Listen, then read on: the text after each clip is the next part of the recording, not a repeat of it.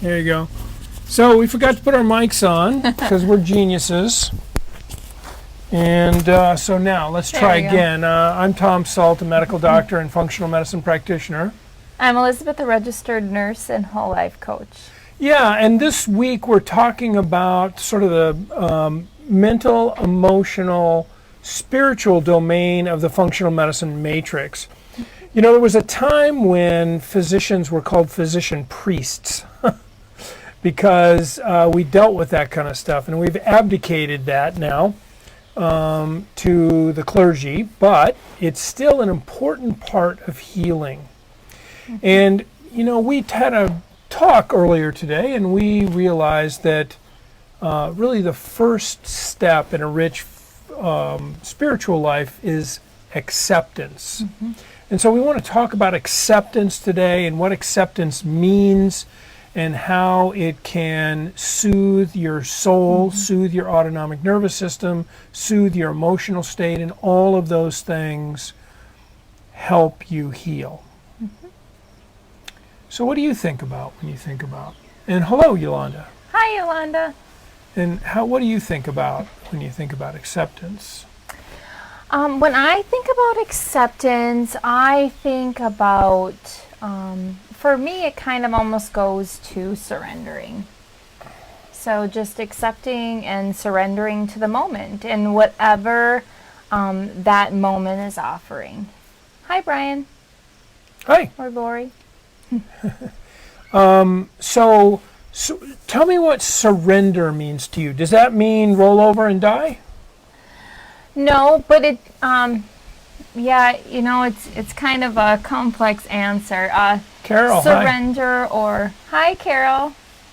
You know, surrender or acceptance doesn't mean, you know, complacency.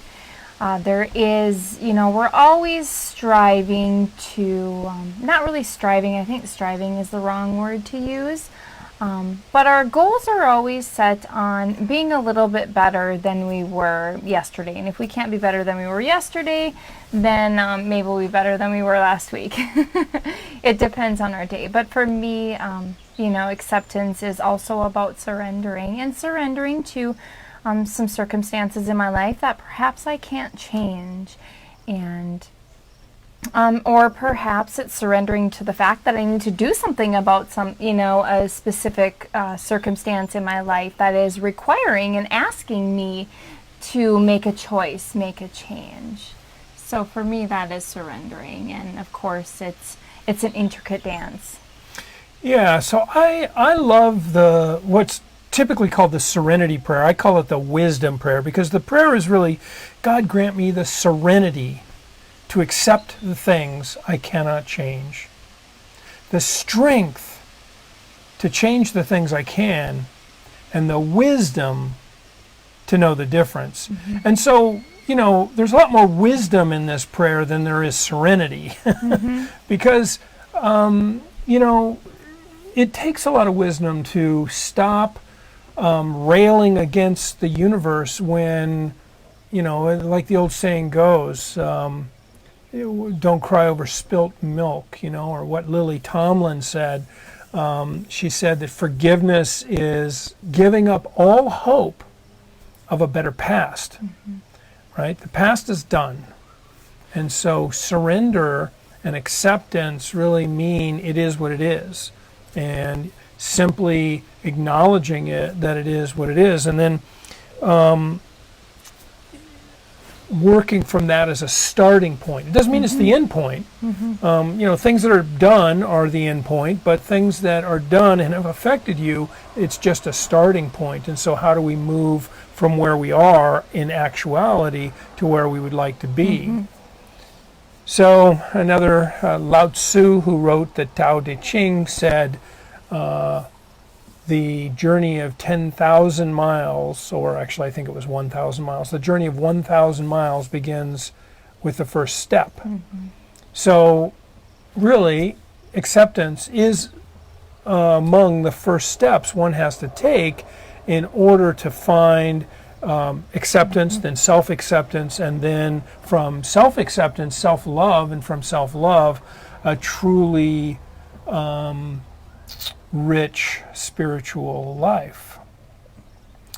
So I have kind of broken this down into a few steps that I like, and in fact, what do I have? I've got 5 steps to acceptance. So, and I'm just going to say the top one, and maybe you can talk about what that means to you, and then I'll throw in my 2 cents. And so the first step to this whole thing is really radical awareness. Mm-hmm. What do you think about radical awareness? Awareness for me is just being aware of the moment and aware of myself in the moment, really what each moment is offering me, and who is placed within that awareness. So really awareness for me is about being present with what I am doing, and knowing that no matter where we're at, no matter what we're doing, it is the most important thing to be doing right now. And sometimes that's hard, because sometimes, you're at work and you think, I should be home with my kids, when in all reality, being at work right now is the most important thing in your life, and you should treat it like the most important thing in your life. So to me, that is what awareness is being fully present in the moment and fully giving myself to each and every moment. So mindfulness, and it's a piece of mindfulness. Yeah. So I would say, I like to say that awareness is not for the faint of heart, because it really calls us to witness, right? And the world and life is both beautiful and ugly, and sometimes horrific, and sometimes devastating, and sometimes very, very hard to witness. Mm-hmm. But this radical awareness is really a call to witness. And that's hard. But witnessing is important. Witnessing allows you to be aware of both the beautiful and the ugly. And as there's a book that we just did in our book club called No Mud, No Lotus. And without the ugly, there is no beauty. The world is precisely as it is. Some people say the world is perfect just the way it is. I don't believe that. The world is the way it is. And then it's our job to be aware, and from there move in a direction of making the world a better place. But this idea, this process of acceptance is we start with this radical awareness, and then we move to this idea of deep discernment. So what's your idea about discernment? My idea about when I think of discernment, it's about, what is true to me or what is untrue, what is right, what is wrong. And again, I'm going to sound like a broken record with this, but it's all about being kind of present in the moment. And I think when you're fully present in the moment and you're letting those racing thoughts just kind of melt away, you do get that gut intuition. You do get that deep feeling of, what you feel to be true. And, it's kind of like your compass almost. But it's sensitive, and it takes a lot of exercise, so it's very easy for the noise of life to throw that off. Yeah, I think of discernment as the wisdom to know the difference. Discernment is, we've now witnessed, we've had this radical awareness, and now discernment is figuring out what is within our locus of control. And, I was listening to NPR not too long ago, and there's this woman who lives in Vermont who won a Nobel Peace Prize. She is like a backwoods nobody, in quotes, because she doesn't have a big degree and she doesn't work for the government and blah, blah, blah. But she won a Nobel Peace Prize. And you know what she says? I just used my phone and my fax machine. and she was able to make major strides towards eliminating landmines. So she's a Nobel Prize recipient because she had the tenacity and the determination to decide what she felt was right and what she felt was wrong, and she was going to do something about it. It's an amazing woman, an amazing story. But this idea of discernment is really about, what do I have control over and what's in my locus of control? And the point of the story about this Nobel Prize winner was, you'll be surprised what's inside your locus of control. You know, things that have already happened, they're not in your control. So let's let go of that, but that's the starting place. And now with discernment, what do we have control of moving forward? So that second idea of how do you find acceptance? Well, radical awareness followed by this deep discernment, and then what I like to call transparent honesty or true vulnerability. What about that? What's your ideas there? Well, transparent honesty, I think, kind of speaks for itself. We know that sometimes in life we have to have those hard conversations, which I think is why we paired vulnerability with that. Because in order to sometimes be honest, you can be honest in a kind way, but it requires vulnerability because, being honest about things is sometimes hard. It's hard to tell somebody what you're thinking because in your mind you've already decided Including what yourself. their reaction is going to be. Including yourself. Mm-hmm. Yeah, I mean, go back to Brene Brown. We have many conversations during a day, and a few of them involve other people. So when we're being, this transparently honest, we're not only having difficult conversations with other people, we're having difficult conversations with ourselves. Right. For me, the most part is I'm usually talking myself out of, okay, how can I say this in a different way? And a lot of times, it's kind of like beating around the bush because I've always felt like I need to be a peacekeeper when in all reality I need to be a peacemaker. And in order to be a peacemaker, you have to have those hard conversations. Being a peacekeeper is just, sweeping things under the rug and trying to stay superficial with it, when a peacemaker, sometimes you have to dig stuff up and you have to have those hard conversations in order to create that lasting peace in a relationship. I love that. Peacekeeper is maybe a little on the codependent end of the spectrum. You're trying to keep everything. Yeah. Whereas even peacemaker is somebody who is shit up. Yeah, right. Gonna get some real conversation happening. You are. And get the issues on the table and discussed and hopefully dealt with. So I think that's huge. I love that. Peacekeeper versus peacemaker. Yeah. So transparent honesty, or this clear vulnerability where you're just willing to stand for what you believe. It's Frozen, do the next right thing. It's sometimes hard to figure out what the next right thing is, but that's our goal. Do the next right thing. And so that really requires this transparent honesty with ourselves and with others. And then unlimited forgiveness. Unlimited forgiveness for yourself, for situations, and for others. And that's hard. But people confuse what forgiveness is. Forgiveness is not about the perpetrator. Forgiveness is not about the trauma. And it's not absolution. And it's not, what's that word that presidents pardon? It's not a pardon, Unlimited forgiveness is really about untying yourself from these limiting, victimizing emotional states so that you can then flourish and grow and progress and move on.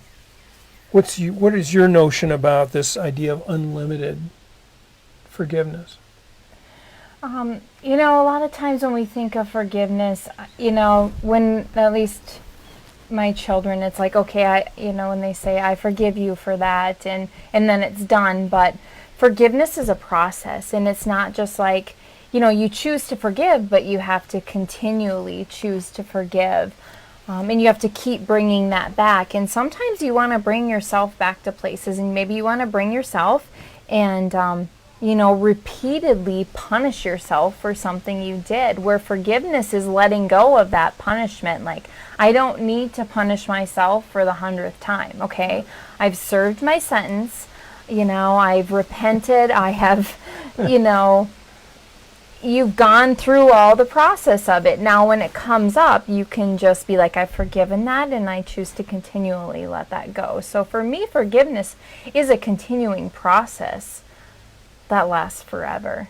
And maybe it lasts forever with, a single thing that had happened, but it's something that you continually decide to do. And I think every time you choose to forgive, some of that sting melts away.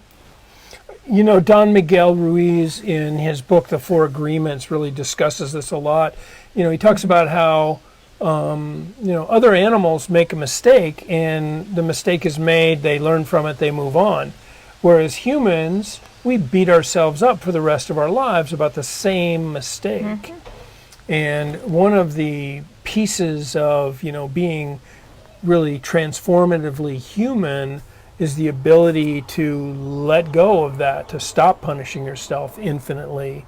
So this idea of unlimited forgiveness is just what she was talking about, forgiving yourself for the same thing over and over, because it's going to come back. Mm-hmm. They do, it just does, and also forgiving others. But remembering that it's not absolution, it's not a pardon, it's not amnesty for someone else. Mm-hmm. You can forgive somebody, but also be very clear on the fact that you're never dealing with them again.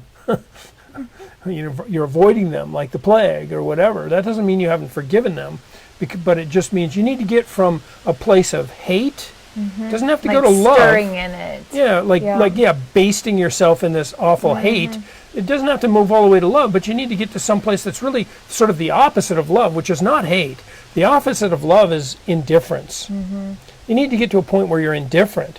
They don't have those emotions; those don't attach you to that event and mm-hmm. don't consume you any longer. And that this can be about a disease. Diseases rob us of our life in mm-hmm. many ways. And so, how do you forgive the disease? Because the disease isn't going away, maybe. Mm-hmm. Maybe it does, which would be lovely, but it doesn't always. So how do you forgive this disease, right? And that's an ongoing process. And sometimes when you're not having a flare, it's a lot easier to forgive the disease than when you are having a flare. Mm-hmm. So this next one really, I think, then speaks to this idea of what about this disease that flares, and now you're having to re-forgive it. But then we have this idea of universal benevolence. What does that really mean? I don't know what you wrote, because I kind of kept myself separate from this. I wanted to have my own thoughts that kind of sprung up in me in the moment. So universal benevolence for me is like a heart opening. So, it's opening my heart up to the moment. And sometimes that's really hard. Sometimes it's hard to open your heart up and, see things from a different light than, perhaps the light that I would kind of be like a self-preservation mode. Or maybe it would be more based off of fear, where really it's just about opening your heart up and then bringing in all those previous things we just talked about. So the acceptance and the forgiveness and just kind of letting those wash through you in the moment. Yeah, I agree. I like to say never attribute motives to someone else that are more sinister than your own. In other mm-hmm. words, don't project some sinister motive onto somebody that wouldn't be a degree of sinisterness that you would have on your own, right? Generally speaking, try to interpret somebody else's And actually, Brene Brown talks about this too. Try to interpret other people's comments generously. Try to interpret them in the kindest possible way, and then ask for clarification, because most of the time they don't have sinister motives. Now, some people do. Hitler did, although he didn't think his motives were sinister, which is the fascinating thing. That's the thing. A lot of people don't think their motives are sinister because to them it's not, but maybe to you it feels like it is. Right, and so that's just about how opening your heart up and having that, communication in a loving way, no matter what it is that you're discussing. Yeah, and so this idea about Hitler, that's an extreme case, right? So most Six Sigma, as they say, 6 standard deviations, it's not going to be like that. He was like 50 standard deviations. But the idea of this universal benevolence is really the beginning of just treating people kindly and having civil conversations, because your emotions are information. So in this this concept that used to be called nonviolent communication, it's now called compassionate communication.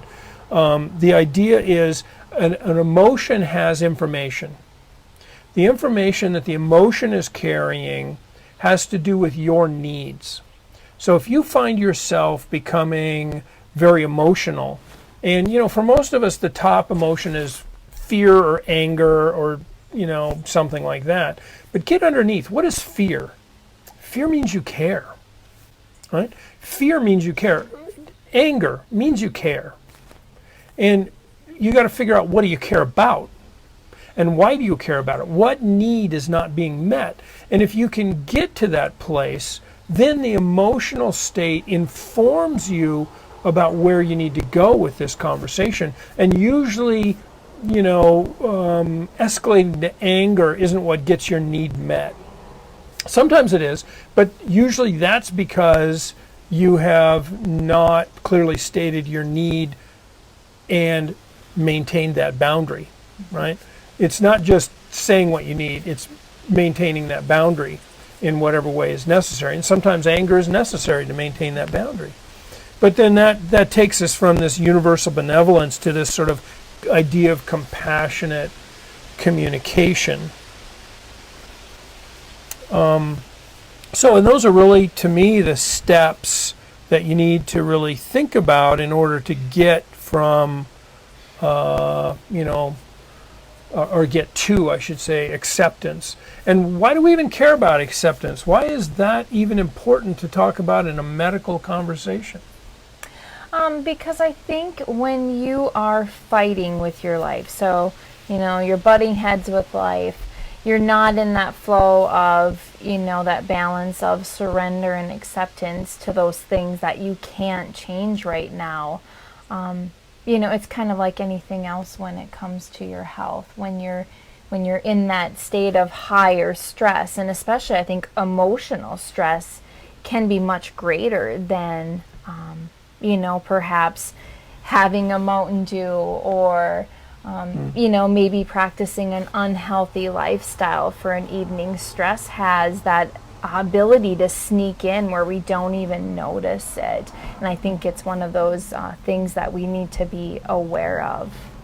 Yeah, there's a tiny town in the rural areas of Pennsylvania. Rosito is the name of the town, and it's a group of it's a mining town, and there's Welsh people there, and there's Italian people there, and they're very separate. They have very different lives, and this is looking back in the 30s and 40s. And the local doctor there realized that these Italian people weren't getting heart attacks, so he called one of his buddies at the local university, and it evolved into this multi-university, multi-decade-long study. And at first they said, well, the Italians, they probably have cleaner lifestyles. That's why they're not having heart attacks. Well, they're miners. They're exposed to, they're coal mining. They're exposed to all kinds of nastiness, and they smoke, and they drink, and they, eat crappy food. It's like, oh, well, I guess it's not the lifestyle. So then they looked and they looked and they looked. And it turned out that it had much more to do with their multi-generational families, their sense of place and purpose and locus of control within their society. And this has been looked at by scholars all over the world, and this is the scientific conclusion. We're learning more and more about our social connectedness.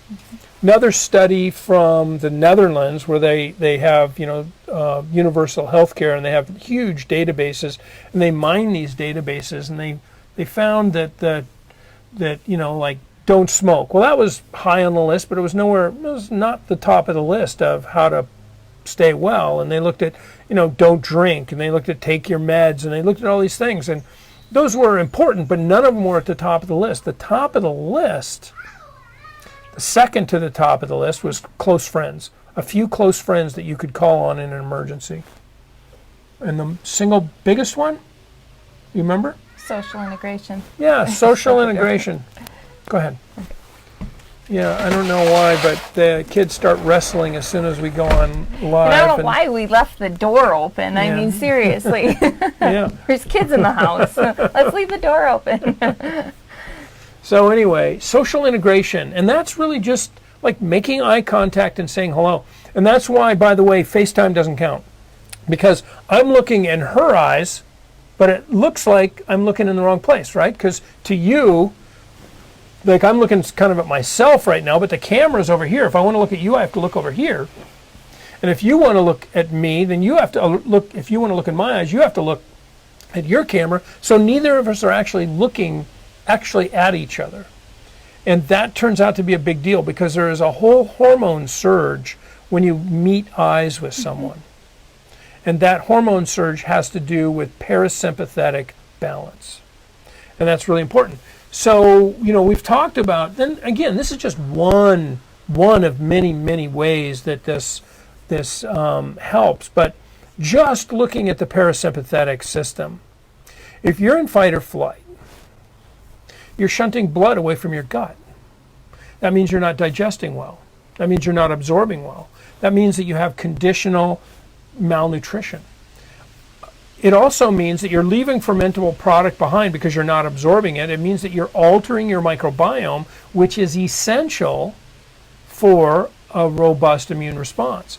And it means that you're shunting blood away from the 70% of the immune system that lines your gut.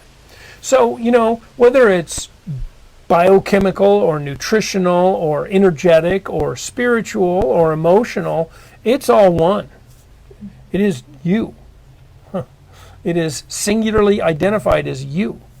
And getting some kind of understanding and holistic understanding of how to manage all of these various pieces of this puzzle becomes really critical. So, what do we have here? Love the wisdom prayer. Yeah, me too. I'd love to hear your guys' thoughts. I'd like to know if this kind of content is interesting and useful to you. If you'd like us to continue the week on this topic of the mental, emotional, spiritual. When I was in med school, all of this was wooey ho-ho, but it turns out it's, in my mind, at this stage of my career, more important than the biochemistry. We see it all the time. There are plenty of people who eat junk food and smoke and drink and carry on, and they live to be 90. And there are plenty of people who eat right and, frankly, fret about it all the time and die young. So I'm not advocating the former, by the way, but I am advocating for a richer, emotional, and spiritual life. Yeah. Yep, and for me personally, dealing with chronic illness, until I dealt with these 3 domains, I didn't see real lasting change. So I saw change with the other measures I was taking and the things I was implementing in my life. But I would always kind of come back to the same place. And until I really dealt with, those core issues, those core wounds, things that I kept replaying in my life that I didn't realize. So that awareness piece. Especially when you're not feeling well. I mean, everything is amplified. If you had a tiny little notion that you were inadequate, well, when you're sick, that gets amplified, right? Or when you're not sleeping well. Or when you're not sleeping well. A lot of times with chronic illness, with me personally, I didn't sleep well, and I still feel it when I don't sleep well at night. My whole day is off. It's still, my sleep still affects me monumentally. I can tell if I haven't had enough sleep. I kind of walk around in a fog all day, and I just can't stay on task. Yeah. And the spiritual piece for me is all about connection. So it's about connecting not only with myself and others, but really just connecting to something greater than me and to everything. So tonight we talked briefly about acceptance, and the next, I think, just the generic notion of acceptance, and I think the next step after that is really self-acceptance, because if anybody in your life treated you the way you treat you, you'd throw them the fuck out the window. We are very, very hard on ourselves. And it's hard too, because once you start, having that self-love and acceptance and, doing things in your life to not only just for other people, but for you, when you've been doing that for decades, people look at you like, what are you doing? Why are you doing that? And sometimes, it's all about balance. Like, what do you mean? Like just, personal self-care. Not always doing everything, and I'm speaking for myself here. I lived for a long time doing everything for everyone else, and while this is great, it depleted me, it emptied me, and when I didn't have connection with other people or something greater than me, I remained depleted and I could give nothing. I tried to still give everything, and it was inadequate, and I was, I wasn't a happy person, and I probably wasn't that great to be around either, and of course I felt horrible. So it was just kind of, a mixture of a lot of different things, and then all those things kept me in that place. So once I started making decisions, not only for others, but for myself, for the sake of others around me, when you've lived in that state for so long, people can look at you like, well, what are you doing? What do you mean you need to...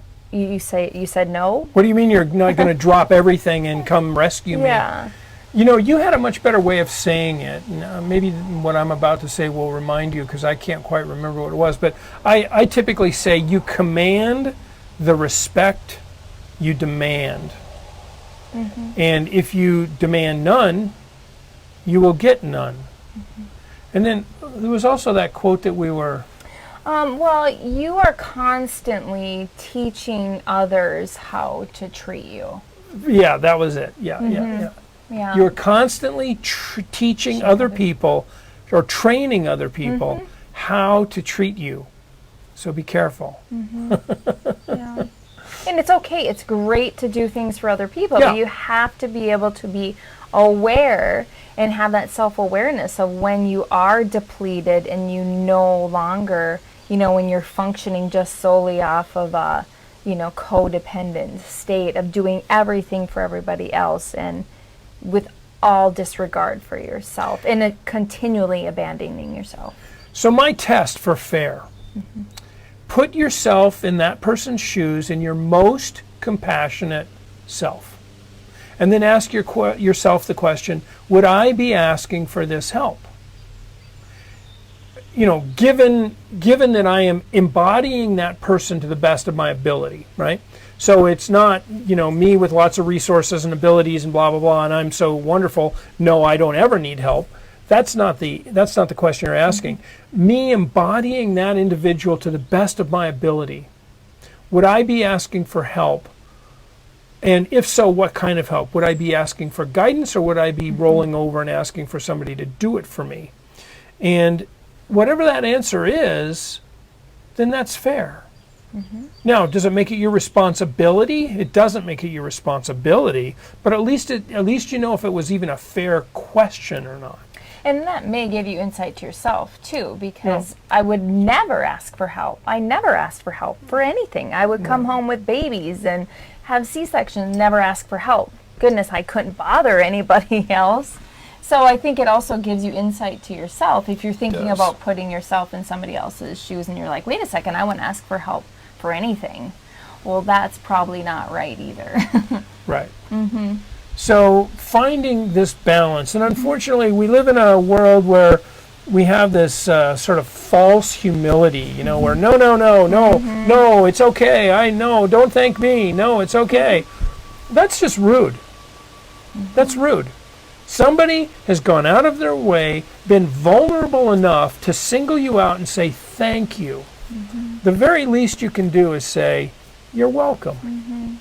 You don't have to light off fireworks, just say, oh, well, you're welcome. I was glad to be able to do it. That's fine to say. But no, it was nothing, no. That's just false humility. Or it's just such deep discomfort with yourself that you cannot accept a compliment. And either way, it's not good. Right. So, Carol thinks it's very interesting, but nobody else cares, apparently. So anyway, I don't know, where are we? I think we're about done for this evening. We're going to continue because nobody said uncle. So I think the next step is really some, after we have some general acceptance in life, how do we really dive into self-acceptance and then self-love? And then what does that mean for our health? And what does that mean for the people around us when we're not well? Because that's also really powerful and important. Yeah. All right. Wednesday night, 7 p.m. Central Time, we're going to talk about self-acceptance and self-love. We will see you then. Good night. Bye.